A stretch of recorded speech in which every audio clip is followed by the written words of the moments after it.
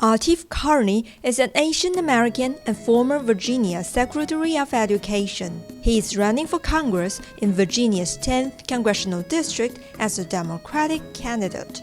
12 Democrats and 4 Republicans are seeking their party's nominations to succeed Democratic Representative Jennifer Wexton, who will not seek re-election due to health concerns. While most Democratic frontrunners have similar agendas, Qarni's first-generation immigrant background and stance on the war in Gaza set him apart from other contenders. Yuan media conducted an exclusive interview with Qarni discussing his candidacy.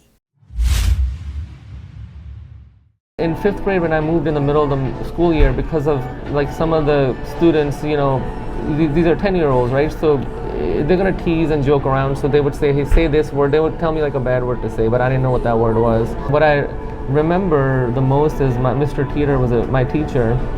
He's passed now. He was really kind, and he understood what was happening because kids are being kids, and he always kind of protected and provided that. He understood. He didn't get upset. And he was very kind. So I really remember that yes, there were challenges, but then I had good teachers like him who kind of understood the challenges that I was going through.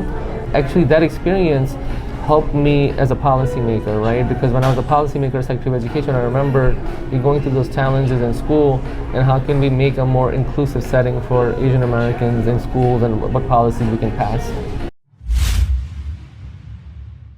I've been working on a variety of issues that Congress is working on, especially around college affordability. District is young, and what I mean by that, it has a lot of families with school-age children, so they're concerned about the cost of daycare. And there's a lot of other issues that I care about: healthcare, affordable housing, global affairs. I see this as an opportunity to really fight for those issues.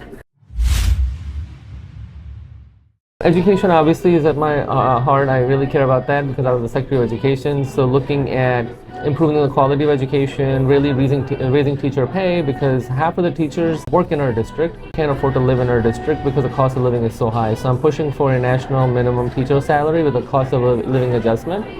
I'm also focused on affordable housing. So there's a federal housing plan that I want to enhance that by adding more recipients to it. For example, teachers, nurses, police officers, people in public service, lowering prescription drug costs. So a lot of the folks, especially who are retired or on fixed income, they're really concerned about cost of prescription drugs.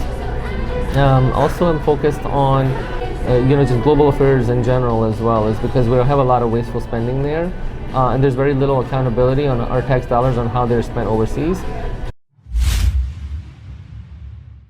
When the pandemic, we saw in our schools and in our society, bullying towards Asian American students skyrocketed, and it was really, really unfortunate. So we put in policies to, train teachers to, recognize that and how to deal with that. Also, I led a task force that created culturally inclusive holidays and meals.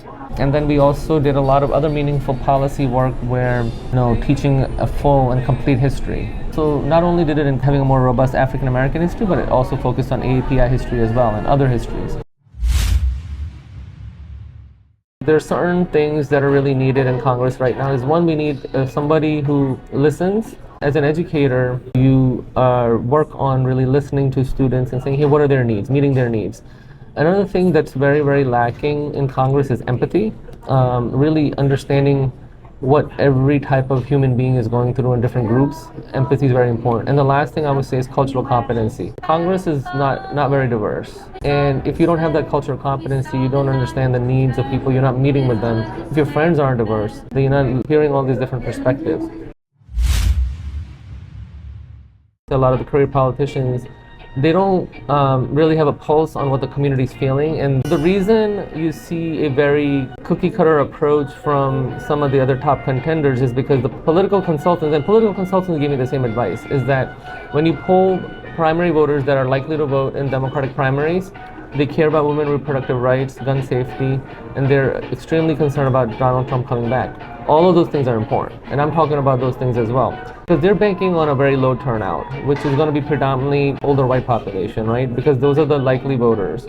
My thing is, we want to expand our base. I want to appeal to everyone. I'm also talking about education and college affordability, because we have to inspire young people, we have to inspire a lot of people of color. And I feel like that when career politicians generally run, they ignore all these things because they're saying, well, it's just easy to turn out the likely voters and ignore everyone else. And that's why we have such low turnout in US politics, and I want to change that. Yeah, so I'm a Muslim background, obviously from Pakistan. So that has shaped my opinion. I'm not saying that I have a most objective opinion, but my whole thing in public service is always about, my brand is very simple, it's about justice. What happened on October 7th was bad, right? We need to condemn it, but we also need to condemn what the Israeli government is doing right now, because they're killing innocent people. So I think my stance is hurting me, but also at the same time, because I'm being honest and I'm being truthful and I'm talking about justice, I think it's also helping inspire those non-traditional voters. In American politics, whether it's the primary or general elections, people don't vote. Our voting turnout is very low compared to other countries, because I believe because people are not inspired to vote. You have to inspire them, you have to give them a reason to vote. And that's why I believe that my message is resonating with a lot of non-traditional people. Virginia will hold primary election next Tuesday. The Democratic nominee will have a strong chance of winning in this blue-leaning district. I'm Ping Ping Yin together with Le Chenli for Yuan Media.